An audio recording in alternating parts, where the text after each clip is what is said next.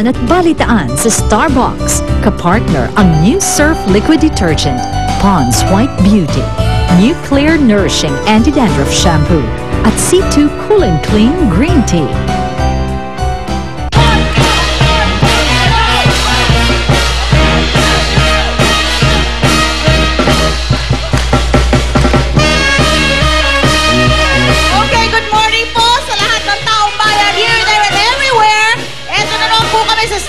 Nagbubukas na naman dito sa Barangay 576, Sampaloc, Manila. Bueno, handaan nyo na inyong mga statement. Totoo, tapat na tumatatak.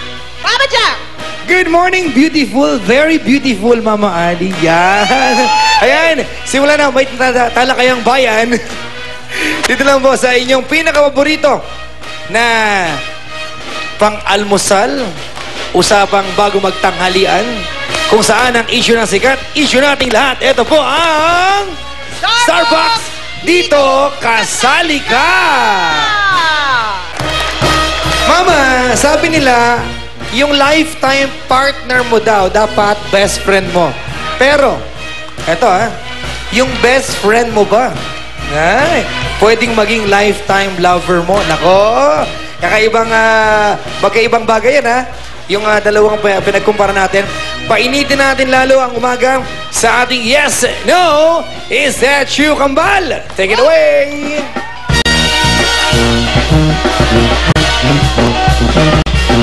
Ano ang laman ng isip mo? Ano ang bulong ng puso mo? Yes! No! Yes! No! Yes! No! Is that true?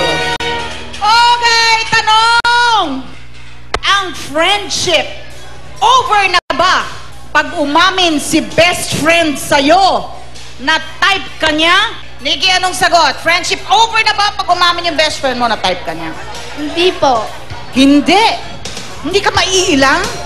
So, hindi over. Bakit? Kasi pagdating naman sa love, walang kung sino-sino, di ba? Best friend mo man yan o hindi. Kilala mo man yan, hindi. Pag love, tandaan nyo. Hindi nyo kayang tigilan. Oh! Ilan ka dyan? Talaga naman. Ang daming alam. Basta pag love life, mga bata talaga naman. Ang tanong, kung matagal mo ng kabarkada, mas malaki ba ang tsansa na ma-inlove ka sa kanya? May barkada ka bang lalaki? Marami po. Tuwan-tuwa ka. Ang dami Ilan dun yung naging boyfriend mo ng Isa lang. Kayo pa rin? Hindi na. O nanonood siya? Nasira ba yung friendship niyo dahil sa relasyon ninyo o tama lang naging kayo noon? Hindi, mas naging intact pa yung friendship namin. Ha, ganun? Magkaibigan na ulit kayo ngayon? Oo naman. Mama! Okay, may tanong si Mama Ali. Kung si best friend, mahal mo, at may sasagutin na siyang iba o may liligawan siyang iba, pag inagaw mo si best friend, tingin mo, ikaw ang pipiliin niya? Magkano kayong dalawa? Kaibigan po. Kami. Oo nga. Meron pang chance na magkainlabang kayong dalawa? Pwede rin po. Pakita ka ng look. Anong tingin? Sigurado ka may posibilidad? Opo, sigurado. Waiting ka. Okay, yung tanong natin, may best friend ka, may liligawan iba, mai-inlove sa iba, mahal mo yung best friend mo. Tatangkain mong agawin. Ikaw kaya ang pipiliin niya, yes or no?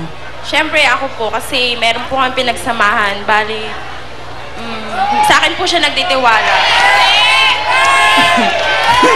Grabe naman, napaka-violente naman tong violente tong relationship. Ano ba?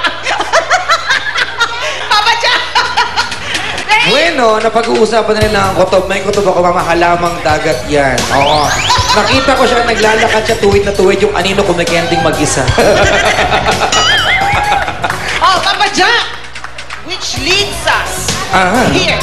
Ituloy na natin sa tanong, sa taong bayan, ang senaryo latag! Best friends forever, best friends for life. Sanggang dikit. Parating nandyan, aakayin ka. Mabigat man ang pinagdadaanan. Pero paano pag sa best friend mo ikay na-develop? Lagot! Ang tanong sa taong bayan, dapat bang pigilan kung love mo na ang iyong matalik na kaibigan? Mama, Hoy, dapat mo bang pigilan kung love mo na ang iyong matalik na kaibigan? bakit natin pinag-uusapan to? Tanong, bakit mo pipigilan? Bakit mo pipigilan? Usapang best friends na mama, no? Oo Pero nga kasi eh. ako nabasa, best friends are the siblings or is the sibling that God did not give us. Kaya binigay niya as form of best friend.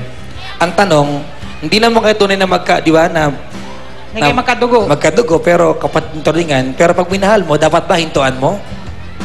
Di ba? Ito yung love na hindi brotherly love. Oo. Yung talagang significant other. Bakit natin pinag-uusapan to? Yun ang tanong ko kanina eh. Kasi nangyayari! Ay, naku mama, sa mga kabataan ngayon, Nangyayari sa kabataan, barkada mo, sabihin mo hindi mo na best friend. feeling ko, Barkada mo, tapos lagi kayo magkasama. Bigla all of a sudden, isang umaga, nagising ka, magkasama kayo, pagtingin mo sa kanya, iba na nararamdaman mama, feeling ko kasi yung mga lalaki, feeling ko cover lang namin yung tawaging best friend yung girl para mapalapit kami. Ching! Opo, maraming lalaking ganyan, cover na lang namin na, uy, best friend tayo, pero may motibo ako na pag dumating ang panahon na kilala ko at alam ko na mga gusto mo, liligawan kita. No! May ganon? Ay, May ganon? opo, totoo yun naman. Tingin ko naman, meron talagang platonic nag-uumpisa. Di ba? Yung tawag na platonic, talagang friends muna. Alamin natin, mama, yung mga sinasabi ng mga taong bayan dito, Ano ang kanilang statement? hindi bawal, hindi ka mahirapan, makasama habang buhay ang best friend mo. May asawa na po ba kayo? Meron po. Yung po bang napangasawa niyo dati niyong best friend? Hindi po. Bakit po parang gusto niyo mapangasawa yung best friend niyo ng panahon? Eh para habang buhay kang na hindi ka na mahirapan sa ugali ng asawa mo. Nagka-best friend po ba kayo dati? Oo.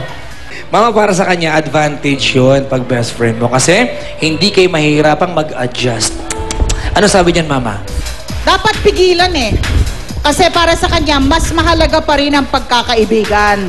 At pinakaingatan, samahan, kesa masira lang ng hidwaan at sakitan. Pwede pa rin kayo magmahalan bilang magkaibigan. At least, hindi kayo magkakasamaan ng loob. Tama! So bakit, pipigilan mo kahit nagkakainlaban na ang magbarkada, mag-best friend? Yes. Paano pipigilan? Ikaw ba, nakaranas ka na ng ganito? Hindi pa po. Hindi pa. Pero what if yung best friend mo, yung barkada mo, na sasabihan mo na gusto mo siya, mahal mo siya, yung pala, ganun din yung feeling sa'yo. Pwede rin, di ba? Pwede rin po, pero much better po kung wala na pong relationship na maging lover kayo. Thank you! Papa Jack! Oh, sabi niya, yes, mas maging complicated ang lahat. Iba ang love na maipapakita sa best friend at sa lover. Nagtatago siya, mama, oh. Hello po. Hello? Ay! Naku naman, si Julian. Hello po sa inyo Good morning. lahat. Good morning. Hindi ka may in love sa best friend? Ang actually, dito sa sagot ko, actually hindi naman sa bawal. Kasi, tulad nga nakasulat dito, mas magiging complicated yung lahat. Parang, magiging iba yung pagtingin mo dun sa best friend mo kasi awkward na eh. Dapat tigilan? Sa tingin ko, Baka mamaya kasi- alamin natin yan. Huwag mo muna sabihin sige. sa amin. Hihimayin natin yan. Hihimayin natin, mama. Ayan. Exciting! Kasama na natin si Julian. Mamaya sa Pex Manan! Yung talkback mo rin, Papa Jack. Sino Yes, mga kasama mama. mo? Ayan, meron akong feeling mamaya. Yung balak i-confirm yung mga kutob na meron siya sa kanyang kaibigan niya. Nandito na naman yung ating lie detector machine. May isasalang na naman tayo Oo, dyan. mama. Napaka-effective sa mga nagdaang araw ito, ah. Oo, malaman natin kung nagsasabi ng totoo o hindi. Lahat yan sa pagbabalik ng Starbucks! Dito, kasali ka!